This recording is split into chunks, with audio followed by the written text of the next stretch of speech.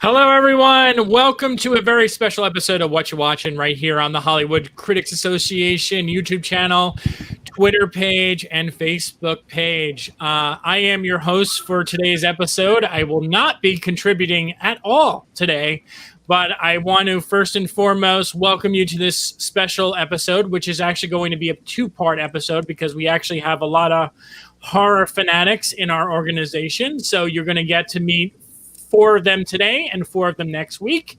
But to kick off today's episode, we're going to start off with Heather Wixson. Hi, Heather. Hello, how are you? Good. So tell everyone what you do and where they can find you and why you're perfect for this episode. So many questions. So basically, I am Heather Wixson. I am the managing editor for dailydead.com. I am one of the co-hosts for the Corpse Club podcast, which is through dailydead.com. I am a previous Fangoria writer. If you happen to have the latest issue that came out in July, you can find an article from me in there on Tom Savini and how he changed the trajectory of slasher films in the early 80s. And I'm trying to think also, if you have a subscription to Shudder and you are interested in watching a documentary on 80s horror, there is a current documentary on there called In Search of Darkness that I not only helped produce, but I am also a talking head in. So I keep kind of busy.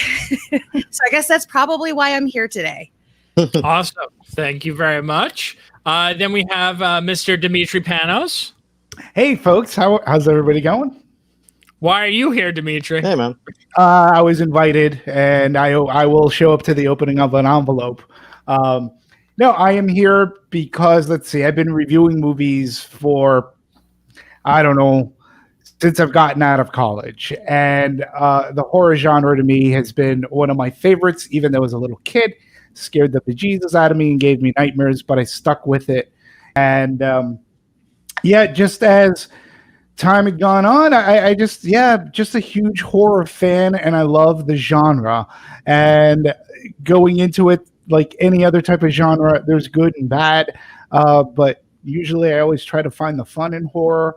So my favorite movie right off the bat, horror movie, the original Halloween, pretty much set everything off for me.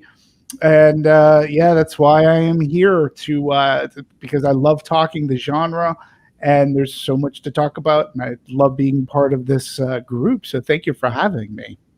No problem. Thank you, Demetri. And then we have Sarah Musnicky. How are you? I'm good. How about you?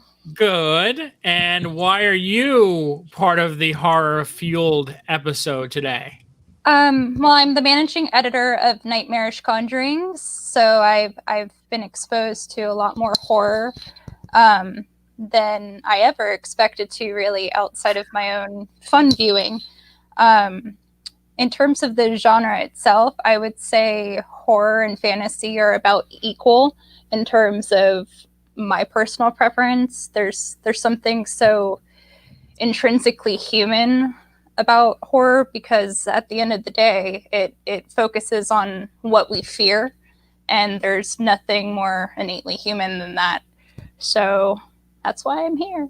Fear. Awesome. Thank you so very much. And then hopefully he's going to pop up here, and we're not just going to get a black screen. We have Jimmy O from Joe Blow, who has no video. I work for JoeBlow.com. I work for ArrowInTheHead.com. I have a series on VidiSpace and Amazon Prime called Sounds Scary. I grew up in horror. I adore horror.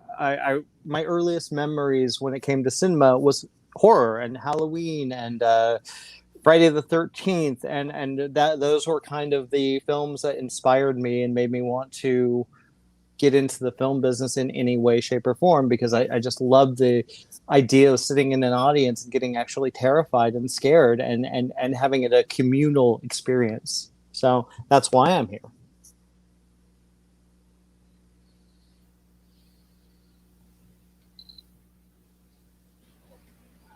Hello? Hello. Hi. Hello? Is Scott there? Yeah, so where's Scott go? Is your video off, Jimmy? No, it shouldn't be. Let me find out. Let's see. I- Yeah, because you haven't had any video during that time. Oh, Jesus. Hold on, I see something. Something's coming back. Okay, hold on. The joys of going live. Yes. The joys of going live. Yeah. it's fun Live without times. an net. Let's see. Yeah, I'm not seeing anything that says that my camera is off, but it is, apparently. Yeah. Yep. Yeah, you are a you black should- screen out there. Jimmy If works I under may. the shroud of mystery. Yeah. out of the literal shroud of darkness.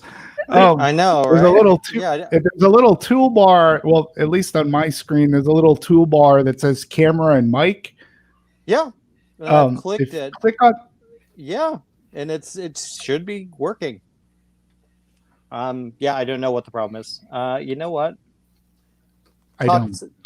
Yeah, talk amongst yourself. I'm going to try and do one thing. All right, no problem. So Jimmy will be back anyhow. He'll be back later. So we're going to start off with I'm going to take you out of here, Jimmy, real quick. No problem. And we're going to start with Heather Wixson, of course, for the first movie. And Heather, which movie are you talking about? So the first movie that I chose is a movie that hits Shudder, I believe, next week. It's called Random Acts of Violence. It is based on a comic book from Justin Gray and Jimmy Palmiotti. Hopefully I said Jimmy's last name properly. If I didn't and he's listening, I apologize, sir. But it is directed by Jay Baruchel, who most people will sort of know from Freaks and Geeks. This Is the End. He's sort of part of the Seth Rogen group of people. He also stars in the movie as well. But it was interesting because I was really excited to cover this because I know those guys are kind of horror nerds, which I think if you watch This Is the End, you'd be able to see it, sort of in there. But I thought this was a really interesting project because, one, I absolutely adore Jordana Brewster. So getting to kind of see her come back into horror was really fun for me. And the story is essentially this guy played by Jesse Williams. He has been writing this Slasher Man comic series, and he's sort of dealing with having to end this series, and he's traveling from Canada down to New York for a couple of signing events and different podcast appearances and things like that. And in the midst of that, Jordana Brewster's character, she is focusing on the real life aspects of the story behind the Slasher Man comic. And I think what's really interesting about this project in particular is that it talks about sort of I'm trying to think of the best way to put it, but sort of what we owe to the violence we see on screen, especially when you're dealing with violence against people in reality, and sort of what, is the weight that, what does Jesse Williams' character owe to the legacy of these people and these victims who were left behind. And it's a really gnarly flick. There's some really fantastic kills in the movie. And we've seen horror movies before explore these ideas, but I really like how extremely confrontational it is here, and it gave me some real fun sort of late 90s early 2000s horror vibes. There's parts of it that sort of remind me of Joyride, which is a movie that I totally dig, and if it's something that you've ever skipped because you thought it was kind of a goofy premise, I highly recommend going back and checking that out. But what's great for me is if you're a horror fan, Shudder has become sort of like one of the most essential tools to being able to see all kinds of different things. And their slate lately has just been like killing it with release after release after release, which I know we're going to be talking about another Shudder release soon. But the diversity of what they're offering. And I think Random Acts of Violence, is a really sort of nice counter programming to some of the more serious minded horror that we've gotten. Not that this isn't serious in some ways. but there is a little bit of escapism. It does have some stylized sequences that uses like the comic book style. And I think Jay Baruchel has done a really fantastic job with the film. And he sort of balanced the weight of the messaging to it, but also provides enough entertainment and escapism for us genre fans who are able to sort of distill what we want out of horror, be able to sort of take away the message, but we don't feel like we're being preached to, if that makes sense. Awesome. Thank you so much, Heather. I just wanted to go to the room right now. Has anyone else seen this movie yet? I have Not not. I do have the screener. I just with Fantasia. That's been more my focus, especially since we have someone already reviewing it. So I've heard great things so far from other people who've seen it. Okay, cool. Yeah, I just wanted to double check, make sure, because what we usually do on this show is if someone else saw the movie, we usually ask them to chime in and give their 2 cents. But if no one else seen it, we'll move on. Demetri, you are up. What is your first pick? Well, my first pick, hello everybody. My first pick is John Carpenter's The Thing. I think his version is a perfect movie to talk about during this, well, horrific pandemic. Is it fair to say that we all know what the plot of The Thing is, about a group of men in Antarctica? The movie opens with a Norwegian helicopter crew chasing an Alaskan husky, trying to shoot it. The husky escapes, not so much for our Norwegian pilot and gunner. And we learn as the movie goes on that this dog is not what it seems to be. It is a thing from another world in which the movie was based off of. And one by one, people are overtaken by this thing. And what it does is it replicates people. And you don't know who is who. So the movie stars Kurt Russell, has a great cast. And one of the reasons I picked it as well is to as an ode to Wilford Brimley. So basically, the movie is about paranoia, and I think that it fits in perfectly well with the goings-on of today because, number one, you don't know who has it, who has this virus, who has this thing, and it could be anybody in this compound that gets you infected. And if you do get it, oh well, that's it for you. It should also be noted, however, too, that the idea for keeping the thing contained, the idea at the end is they got to lock down. They got to lock down in Antarctica. They have to lock down this base, basically, to keep this thing from spreading to the world. And so that, too, I find to be very symbolic of things happening today. And as I also said, I think it's a really good movie to showcase, Wilford Brimley, Mr. Oates guy. And this guy has a filmography. The gentleman has worked his entire life pretty much. And in this movie, he plays a doctor named Blair, and he's the one person in the movie that learns pretty early on what's going on here with the thing and what it is capable of.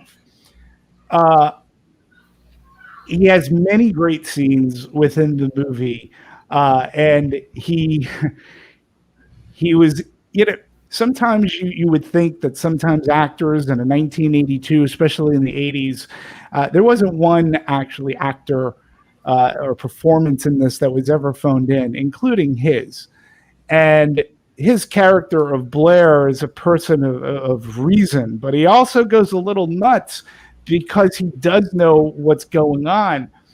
And he is a character that's actually in the first, second, and third act of this movie. And I just found it to be a really nice ode to him. I actually got to see Mr. Brumley at a Son of Monsterpalooza convention back in 2017. He was at a panel, and at that time, the gentleman, he was wheelchair bound. He needed help getting up, but he sat up on the panel. He contributed. He also had his own table, and he was signing autographs. Unfortunately for me, his pricing was a little bit too rich for my blood that day. But nonetheless, it was a pleasure to get to see him and to get him to talk. And actually, though, I did get to meet with David Keith, who plays Childs, and I got to meet Thomas Waits, who plays Windows, and they autographed my Blu-ray disc from Shout Factory, which was really a cool way to end that day. So the thing today, I find it to be very very topical for today. And the movie, the more you watch it and the more you try to piece things together, it really, to me, the movie has endured. Even though it was a flop in 1982, I think the movie has become more and more popular as the years have gone on, and it's really achieved above and beyond cult status, and it's one of John Carpenter's best. So I know that you all know, this is a really good movie. Where you put it in, when you plug out the plot and put it into today's world, it makes what's going on that much more creepier. So John Carpenter's The Thing.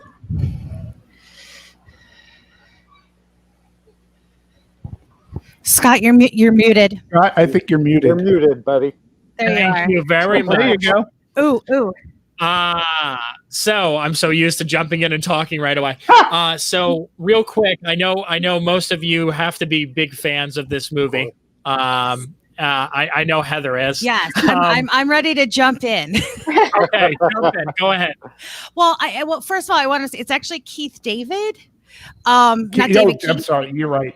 That's You're okay. right. These actors with their two first names. And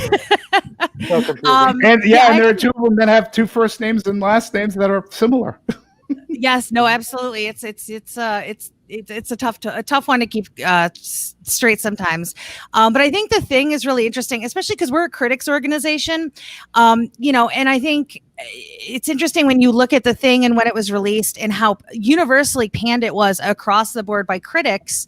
And it just kind of shows, and I say this lovingly, but we don't always know everything, because here we are some 38 years later, and I think we all can agree The Thing is a masterpiece. And it works so well on so many different levels.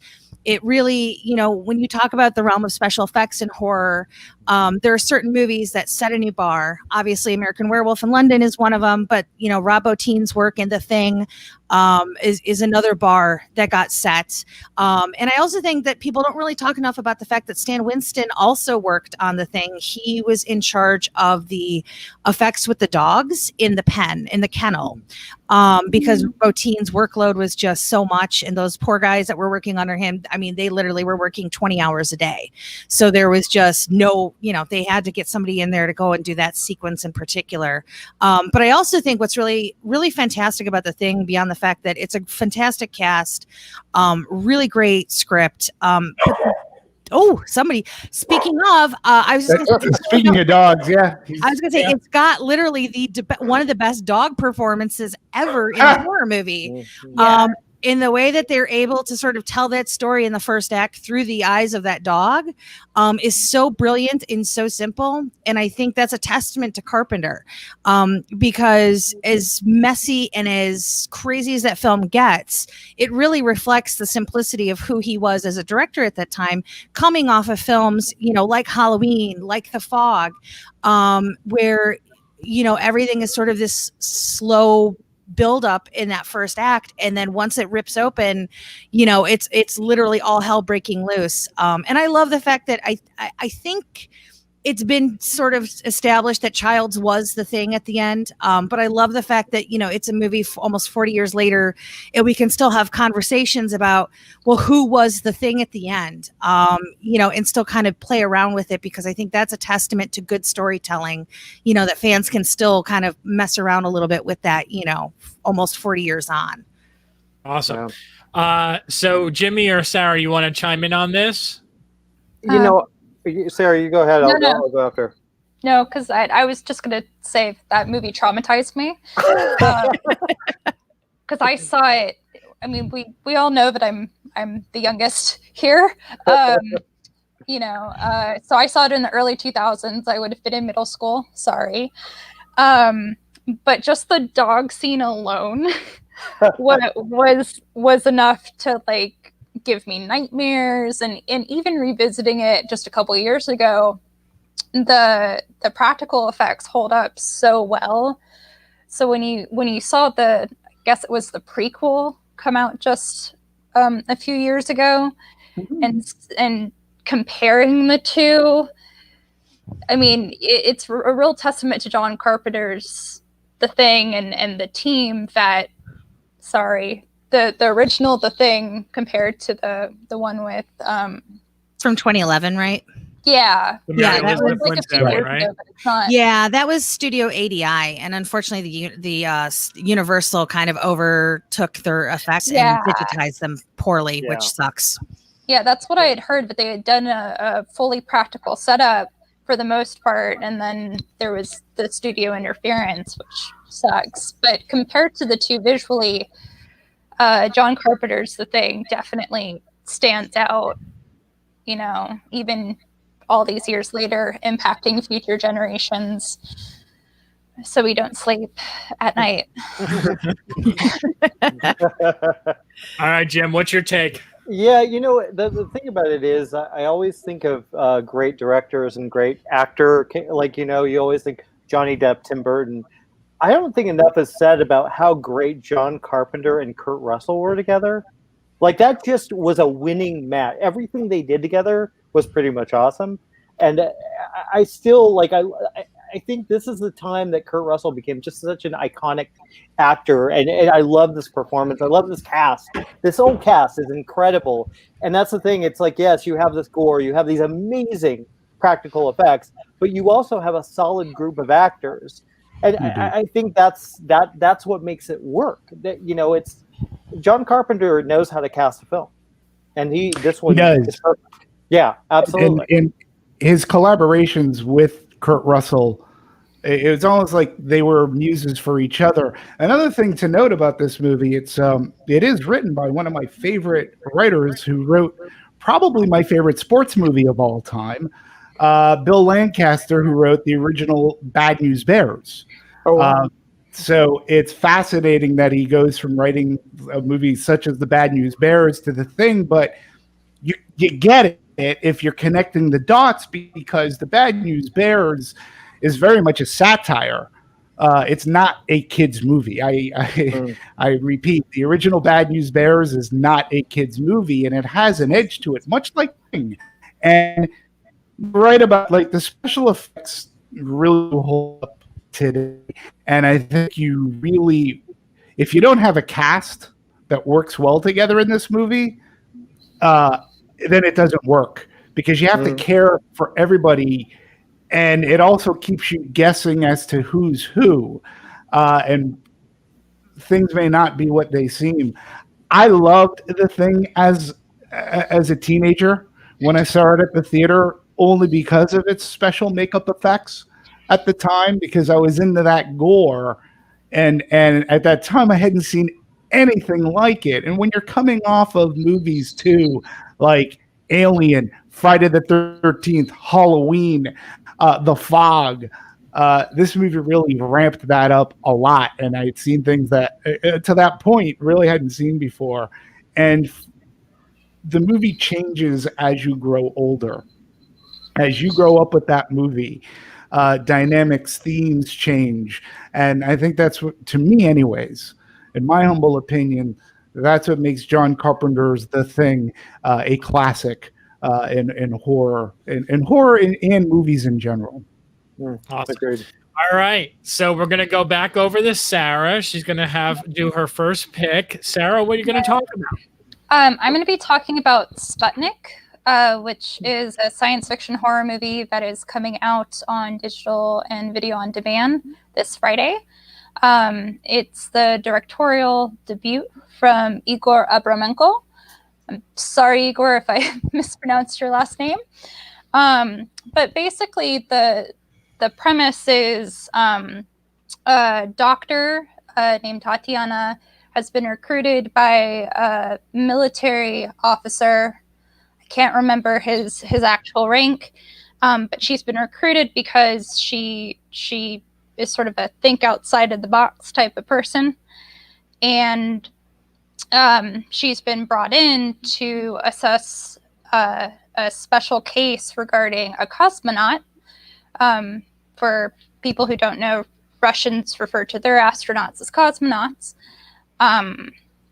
And what's happened is the cosmonaut survived a mysterious space accident, and they think that initially that he has PTSD, but something's actually living inside of him, and it only shows itself late at night, and it's very dangerous.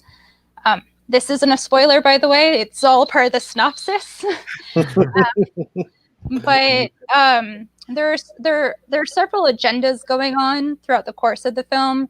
You have Tatiana, who's trying to save this cosmonaut named Konstantin, but the military wants to use the alien because, of course, the military wants to use the alien for their own nefarious purposes. And what I really, really liked about it was the science behind it. It's a fairly slow-paced movie, which some people might have an issue with. I didn't, because you got to see sort of the science behind the creature and how the relationship with the creature and Konstantin worked. I did confirm with Igor that it is intentionally designed to be adorable. So for once, I'm not weird for thinking it's adorable. I was going to ask you on scale of 1 to 10, how huggable was the alien for you? A 10, and I've been telling people, if you want to know the type of creature that will actually take me out, it's this one, because it lures you into a false sense of security, and then as soon as you're in, it just attacks you. And I won't get into why it does this because it's explained in the movie. But as an anxiety-ridden person, it would be my doom completely. One other thing that I thought was really interesting was there's constantly referring back to the concept of what is a hero. You know, this takes place in 1983 during the height of the Cold War. So you have a lot of nationalism going on. Cosmonauts were typically considered heroes, but throughout the course of the film, you know, there's a constant return back to how we view heroes. What is a hero supposed to be? And I thought that was really fascinating, and especially considering the chaos we're living in right now. So, yeah, I recommend it. Go see it. See what could kill me if it exists. Thank you, Sarah. That was great. That was awesome. So I know this movie hasn't been out yet. I know Demetri didn't see it. Jimmy, did you, or Heather, did you see it? I have. Would you recommend? I really would. I actually, like Sarah, I really loved the pacing of it. I've seen people sort of say that it's a little too convoluted at times. It didn't bother me at all because I feel like there's definitely different things going on here. What I loved about the fact that it's set in 1983 is it really made me think about like being a kid and growing up. And when you were a kid, like even here in the States, like astronauts were heroes. Like we knew names of astronauts. If somebody were to ask me who astronauts today are, I would have no idea, which is kind of sad, you know? So I really liked that. Like I was like, it connected with me, especially as somebody who lived through like the Challenger disaster in 1986 and things like that. I really, really loved Oksana, who plays she was fabulous. She's so freaking good in this movie. And I really love, again, you know, Sarah mentions the science, and there's a symbiotic nature between the creature and Constantine. And for me, it almost could be in a way like sort of a really clever take. You know, I mean, everyone's going to see Alien when they see this movie, and it's valid because Igor said it inspired him. But for me, it almost feels like it could be like a riff on Venom in a way. And I thought it was really clever in that regard, where I was like, you know, if they had made this and like put Venom on it, like I'd be like, I would believe it, because there's some really interesting things that they do here. Yeah, I'm a little bummed because it's like we've been getting a lot of like indie movies at drive-ins lately. And this one isn't for some reason, and I'm not quite sure. But I would love to have been able to see it at the drive-in again. There's just something really right about it. Huh? You know why? It's because it has subtitles. Well, I mean, I read at the drive-in. Yeah, but I feel like most people probably won't. Well, they're goofy. They need to broaden their horizons a little bit. But no, I mean, I get it. But you know, it's one of those like I'd much rather go see this than maybe say like The Tax Collector at the drive-in. No shade, sorry. But yeah, no, I think it's if you're really into sci-fi horror, if Alien is something that's very much up your proverbial alley, I really recommend it. Really fantastic visuals. I love. So it's got like a lo-fi. Retro feeling to the production design, which I thought was fantastic. Really great visuals. They do a lot with this creature. It's definitely one I would recommend. Awesome. Thank you very much. Can I add one more note? Sure. Yeah. So I grew up with stories of the Soviet because my stepfather came here from the Soviet in the 70s. And so the weirdest thing for me was sort of taking all the stories that I had gathered over the years and applying it to this film, because there's a lot of reference, I think, to the bureaucracy of the government, and then the added layer of the military. But you know, in general, I think there might be some things that American audiences might miss if they don't have that slight cultural understanding. So that's my disclaimer. There might be some things that you might miss out on. It's very subtle. That's good to know. I think that's a good little tidbit. Thanks, Sarah. Yeah. All right, Jimmy, you're up. You know, What's I your wish. first pick? Yeah, I got to see that movie now. That sounds really good, by the way. You know, my movie pick is something that I would never have expected to see. I would never expect to see John Tenney and Helen Hunt in a horror film. I honestly would never. So I See You, a good buddy of mine recommended this, Zach Clegg, and he was like, "You got to see this movie." Didn't tell me anything about it, so I can't tell you anything about it. I can tell you this. I can tell you it revolves around the disappearance of a young boy and a family, a police detective in a small town dealing with his own family issues while all this is going on. But it is one of the most unique, strange, and unnerving horror films I've seen in a long time. It again, the performances, you know, you got Helen Hunt, you got John Tenney, they're freaking great, and they're just fantastic in this film. There's an energy here that the way that Adam Randall is the director, I believe. Let me double check.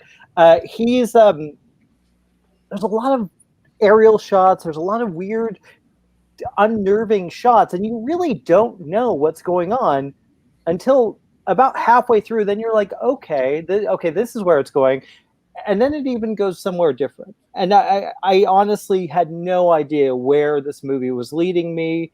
It's part home invasion, part supernatural maybe, but part not really, part just family drama. It's one of the most fascinating films I've seen in a while, especially when it comes to horror.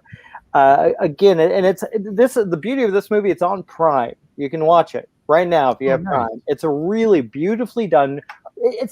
my one minor complaint with it, and again, I have to be so careful what I tell you. It's a little convoluted because you're like, okay, wait, what? Wait, but as the film progresses, you're like, okay, that makes sense. That makes a lot of sense.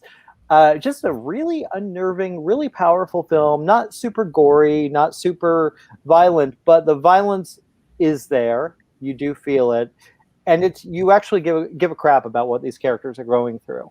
And I highly recommend this film. It's very easy to watch, very disturbing, and I want to watch it again because I feel like I missed things in it, and that's always a good mark. Thank you, Jimmy. You're welcome. All right. So, anyone want to chime in on this before we move on?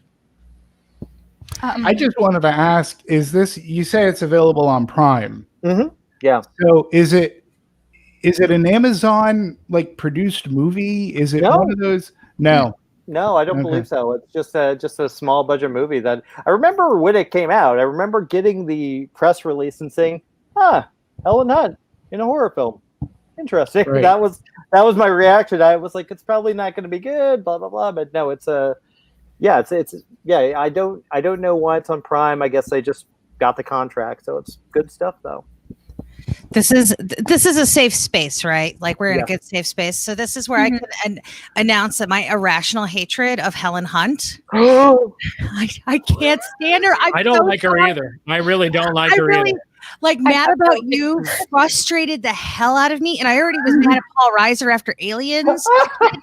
And then it was just like I saw As Good as It Gets, and that movie just grated on me. And I just everybody's like, "Ooh, Twister," and I'm just like, I guess I can watch other people in Twister, but I skipped it because of Helen Hunt. But for you, Jimmy, I would get over my irrational hatred. Taylor Leone's not in it. Is she? No, another one. Hey, okay, good. You got John Penny and you got Owen Teague from It Chapter 2. So you got stuff you can watch. Okay. I promise you. Because I admit my hatred is totally irrational, but I seriously, when I was like Helen Hunt, I was like, I'm out. I'm already done. Well, I'll tell you this: she plays a morally complicated character. She does some things that you aren't nice and aren't good, and I think you may actually like her in this. Okay. All right. I'm just saying. I'm going to watch it and I'm going to text you afterwards and we're going to have a discussion. I can't wait. All right. So that's a good segue right over to Heather. So what's your second pick? So my second pick is a movie that came out I think it first came out in drive-ins 2 weeks ago, and then it just hit VOD and digital last week, which is She Dies Tomorrow from Amy Seimetz. Amy obviously is an impressive filmmaker. She's an amazing actress. Genre fans have been seeing her in things for years and years. She was brilliant in You're Next, A Horrible Way to Die, The Sacrament, Alien Covenant. She was fantastic in that as well.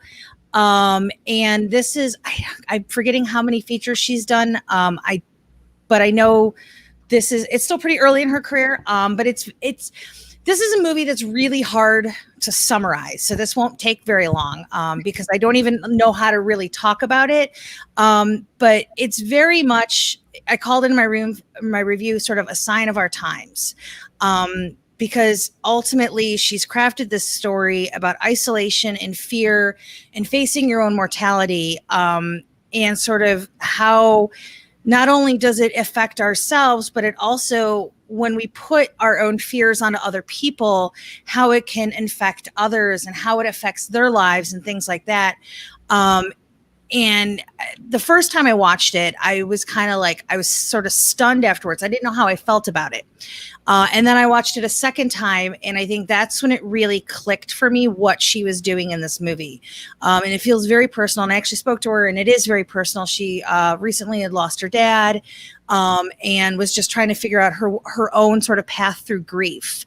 And this film very much is sort of her way of doing it. It features a phenomenal cast from top to bottom.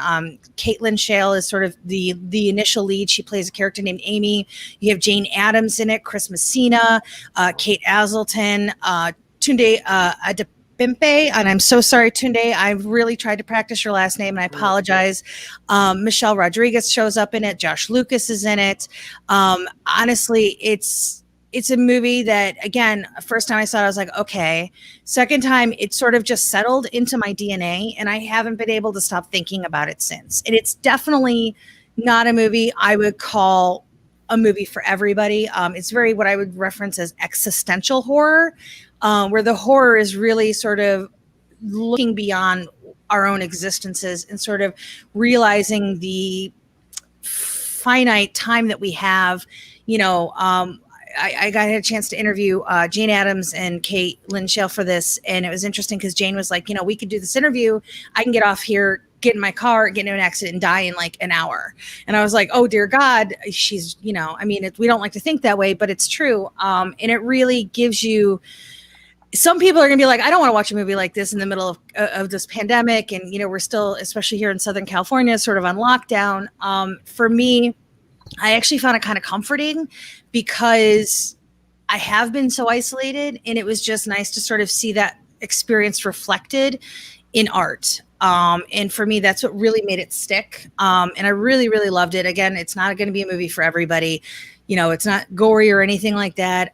But it really, it was sort of, I call it like food for my soul kind of a movie. And I think Amy's done a phenomenal job. And if you're in a sort of experimental type filmmaking, it's something I would definitely recommend. Awesome. Thank you so very much. I'm not going to share my opinion on this movie. I did not like it. That's about it. Like I said, it's not something that, again, I didn't even know how I felt about it the first time. And then it was the second time where I was like, okay, here it is. Yeah. I get it. I totally get it. Yeah, it's definitely for a very specific audience, I feel like. Yeah, I feel like I would like it, but given the timing of certain things in my life in recent weeks, I'm holding off on it because I have heard similar variations of like it's a movie for our times. It deals with that existential feeling of dread, and I can't do that right now with all the other personal life things and stuff. So, but it's on my list of things to watch. Awesome. Thank you very much, Sarah. All right, going over to Demetri, second pick. Okay, my second pick is House of Wax 3D 1953. So Warner Brothers released little to no fanfare at all, and it could be a re-release, but they released a spectacular, and I do mean spectacular, version of 1953 House of Wax in 3D. And yes, 3D. So meaning you do need a system that can play 3D, meaning you need a TV, a Blu-ray player that plays 3D, as well as a receiver that can handle playing 3D as well. I know there's not a lot more of you fine folk out there who has this. I do enjoy watching 3D at home, but not to fret, because if you don't have a TV or a receiver that plays 3D, the 2D version is included with this disc. But seriously, what is the fun in that? If you've total transparency, I've never got to see this 1953 version of House of Wax on the silver screen, whether it be in 3D or in 2D. I grew up watching this version on TV. It was on in Boston. It was channel 56. It was on a UHF channel, and it was my introduction to the great Vincent Price. So for those who don't know the story, Vincent Price is a Madame Tussauds type of a sculptor. He sculpts in wax, and he has a partner who funds his museum, but his partner wants him to do more spectacular, horrific things to try to drag in more crowds. And as Vincent Price is trying to find perhaps another sponsor, his original partner sets fire to his museum, trapping him and leaving him for dead. But alas, our good sculptor comes back to set up a brand new museum where he is going to focus on horror, but it's also duplicitous because he also wants to exact revenge upon the people who caused him much pain.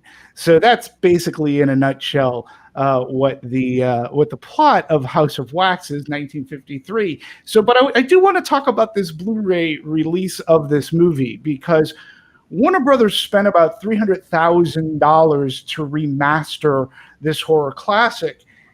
And I have to say, the picture literally does pop off the screen with beautiful, vibrant colors and deep, dark shadows.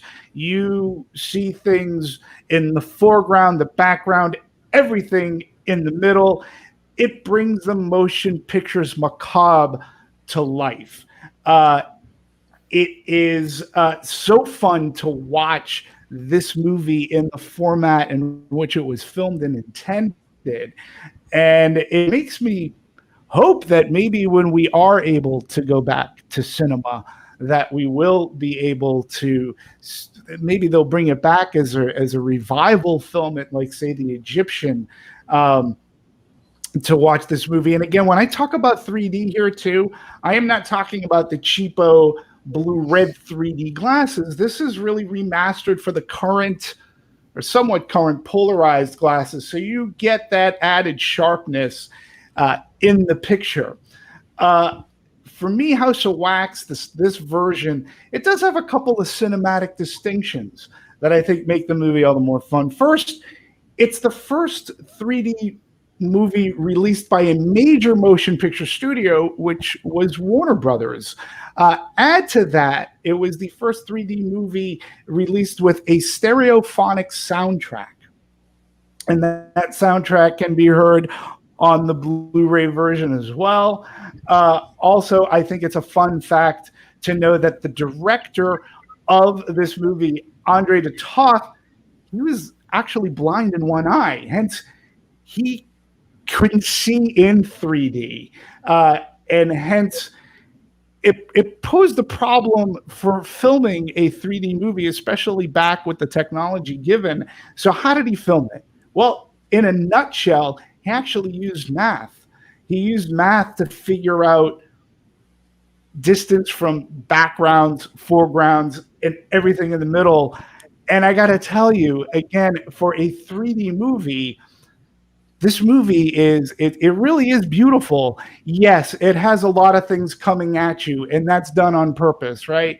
This was, again, Warner Brothers was dipping its toes into this. So they even have like a carnival barker outside of the museum with paddle balls. And so you have all this coming at you. That stuff is fun and great. But to me, the best part of the movie is its atmosphere. It really is almost like a film noir. The shadows in this movie are equally as important as like something up against the wall as people who are in the foreground and how it was filmed. I think it's just incredible what he was able to pull together without having to see in 3D, and rewatching it and watching it in this version. And if you have the setup, seriously, I would buy this. You could find it on Amazon. It is not overly expensive. And I cannot say enough fantastic things about this. Warner Brothers really, all the money they put into this disc, it was well spent, because it really is color. There's no grain to it. Whatever factoring, yes, there's a little bit there, but it's not horrible. And it really is something to behold in 3D. And if you're able to get to watch it at home, you really do get to see this wonderful performance by Vincent Price. And this is the movie that many believe catapulted him and took him to the next level and made him a horror person that everybody loved him for. And I think that if you have the setup, I think you will fall in love all over again with House of Wax 3D. All right. So this I with this movie, I'm just curious, Heather, Jimmy, Sarah. I know this is like one of the most iconic classics in horror. Have any of you had the privilege of seeing it in 3D? Not in 3D. Ooh, Jimmy. I avoid 3D generally because it gives me headaches.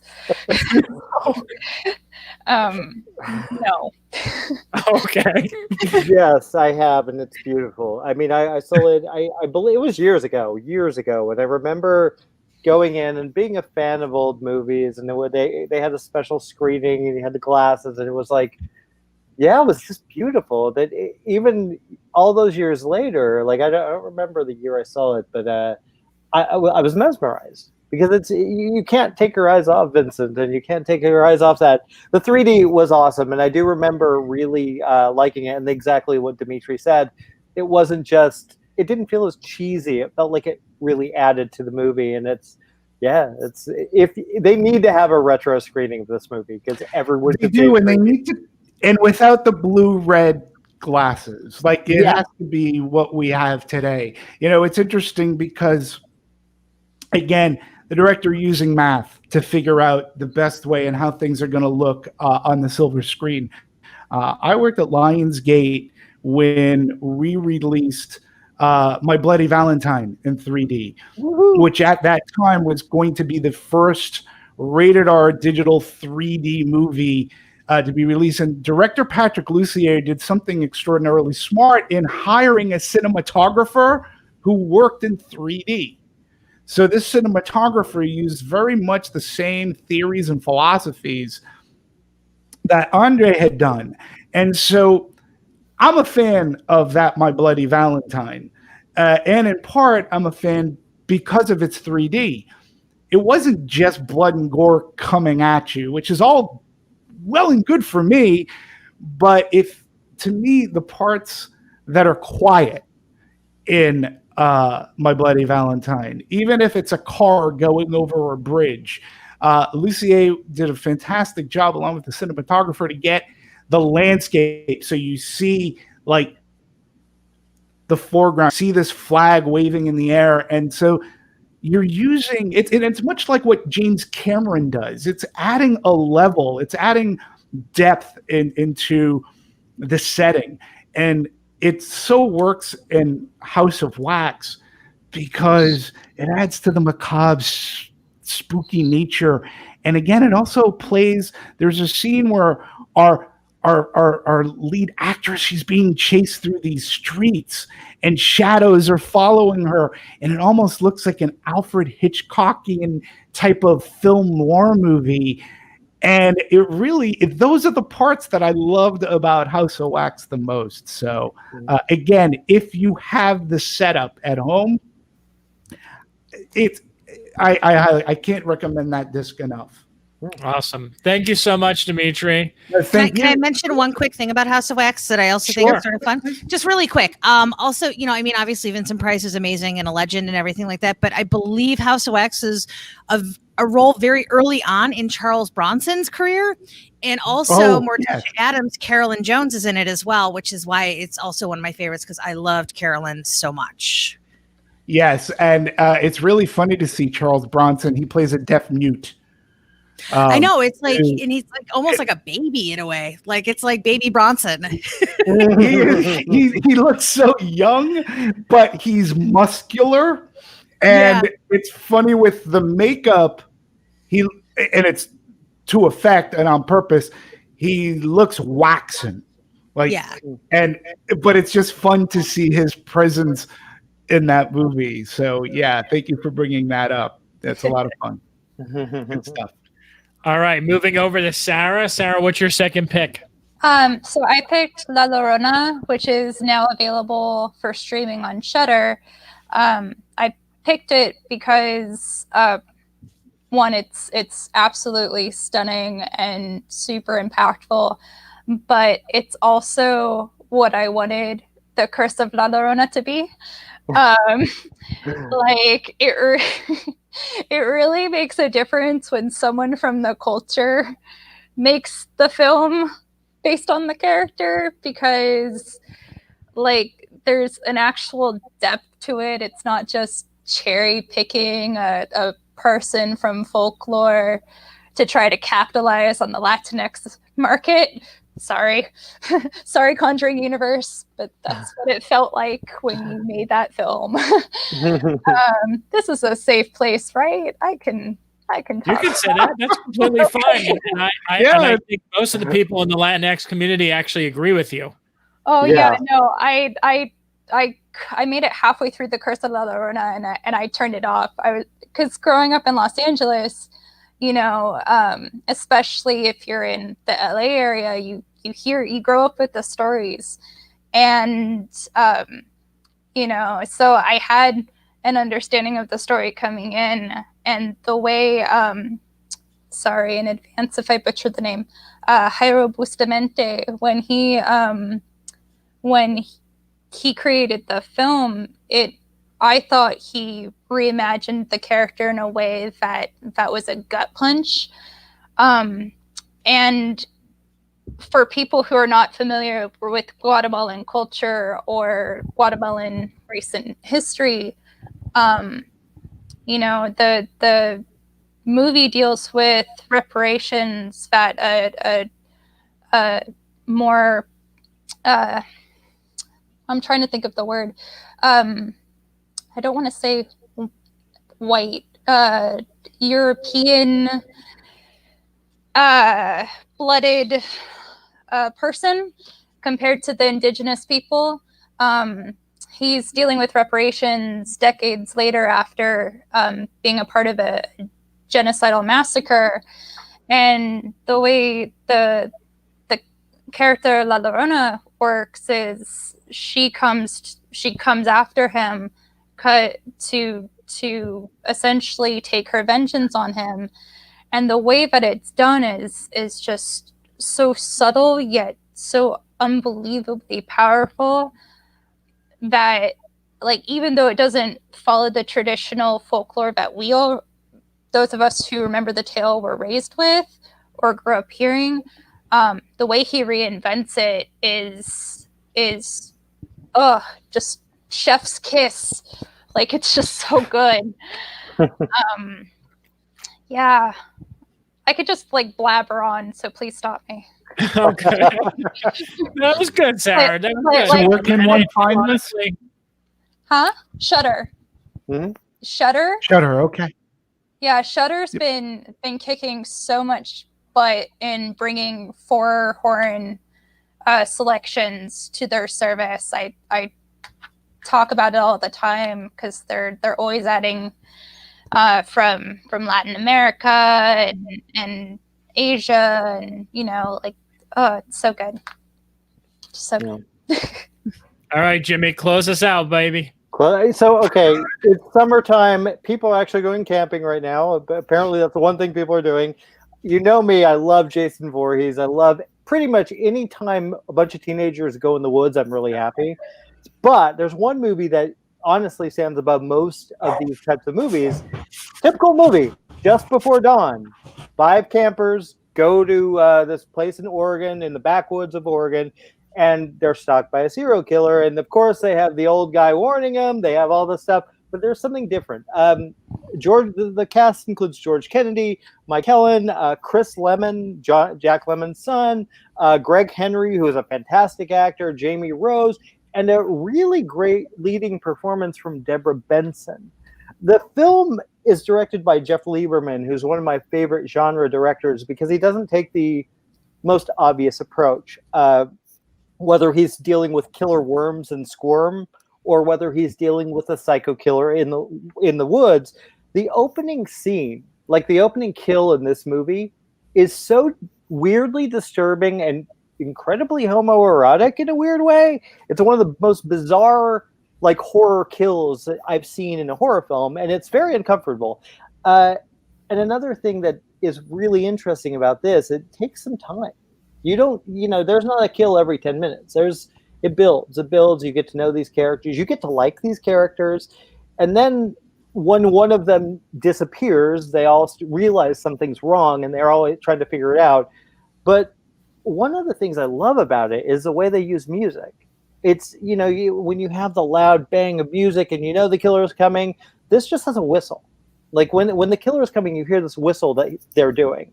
And I don't want to give away, there is a slight twist in this film, but they cut out all the music when the actual horror is happening. It's just sound effects like trees or crickets or birds or stuff like that. It's really unsettling. And there's moments that it's really atmospheric more than anything. And it doesn't feel like your typical slasher movie. There's something very smart. Chris Lemon's really good in it. He's kind of the Joker. But I gotta say, I don't want to give it away, but Deborah Benson's as a final girl, I can say kind of that this is made in 1981, so I can, but, we know what final girl is, but the final scene is one of the greatest scenes in horror movie history. It's so creative, so dark, and I was watching it last night. I'm just like, oh my god, she's going in there. It's really cool. It's a great film. It's probably one of the best slasher films ever made because it's not your typical slasher film. Heather, do you agree with that statement? I don't know that I would say one of the greatest, but it is a lot of fun. And I think it's one that often gets very overlooked when you talk about sort of the stronger slashers of that decade. But it's a lot of fun. If you can find it, I'd definitely recommend checking it out. And Heather, come on, that's awesome. Oh my God. Where can you find it, Jimmy? So I was trying to find it yesterday. I think you can find it on YouTube. It's hard to find. I have a great DVD of it. And there is a Blu-ray. I honestly, this is one, if you're a slasher fan, it's worth the price. If you can get for like $20 or whatever, it's worth a buy. It's worth a blind buy. Right, Heather? Yeah, I would absolutely recommend it myself. Yeah. I just wrote it down for homework. Yay! All right, guys, that was a great. So real quick, we're just going to go around the room just very quickly. We'll just say your name, outlet, and where people can find you, and that's it. And then we'll be done. Okay. All right. All right, we'll go with Jimmy. We'll do reverse this time. Oh, sweet. Okay. Jimmy O, you can find me on Joe Blow. You can find me on arrowinthehead.com. And of course, Sounds Scary. Hey, Demetri, there's a great Patrick Lussier episode on Prime right now that you can watch. So I think you'll like it. Nice. I will. Thanks, man. You're welcome. All right, Sarah. Hi. So again, I'm Sarah Musnicky. I can be found mostly at Nightmarish Conjurings, but I do contribute to Vital Thrills as well. In terms of Twitter, at Sarah Musnicky. And yeah, that's awesome. all I have. Thank you. You did great, Sarah. You did great. Yes, you did. Awesome. Sarah rocks. I'm sorry. You're the best, Sarah. All right, Headphones Heather. definitely rock too. Yeah, I have serious headphone envy right now. It's fine. It's totally fine though. I'm good. Heather, you rock the mic though, so you got the mic. You're killing it. Yeah, I'm dropping those fat beats over here with my microphone. Nice. It's fun blue light. Look, I feel like very Ooh. Blinded by that blue light. Woo! Yeah. So now that I'm done blinding everybody. By the way, I just looked it up on there's a site that you can look for streaming. Just Before Dawn, if you have a FlixFling subscription, you can actually stream it there. That is the only place it is streaming right now. I did a little homework real quick. But you can find me over at dailydead.com, over at corpseclub.com. I am on Twitter at The Horror Chick. And if you do have a Shudder subscription and you dig 80s horror, feel free to check out In Search of Darkness. And you can hear me ramble on about Ghost Story and Silver Bullet and all sorts of fun movies like that. All right. Thank you, as always. All right. And then last but certainly not least, Demetri Panos, if you'd be so kind, you can follow me on the Twitters and the Instagrams. It's at Demetri Panos. It's the same for both. I made it easy. Also, you can find me on HCA's show called Retro Rewind. Say that 10 times fast. And that is a show that celebrates older movies. Since we can't go to the movies, I've been just picking movies out of my library. There's no rhyme or reason to the year or whatever. I just pick them So I've recently done Space Camp, speaking of 1986 and the Challenger. Also, just one of the guys, Jaws, and one of my favorite Blake Edwards movies called SOB. Upcoming, I'm actually going to stay in the 50s and do and review Criterion Collection's The War of the Worlds, which is another fantastic science fiction movie that scared me as a kid just watching it on television. So that's it. All right, awesome. And I am Scott Menzel. You can find me on Twitter and Instagram at the other Scott M. I hope you really enjoyed this episode. I know there was a lot of knowledge and a lot of information coming at you, but these four, not me. The other four are pros. But you like horror. Take their knowledge and use it wisely and watch a bunch of horror movies. And then next week, come back for another episode where you'll have a whole bunch of movies to watch again. So you have like 16 movies to watch. So there you go. All right, guys. Thank you so much, ladies and gentlemen, everyone. Thank you for tuning in this week's episode, and we'll see you soon. Take care. Bye. Bye. Bye, guys. Bye. Thanks, Cole. Bye.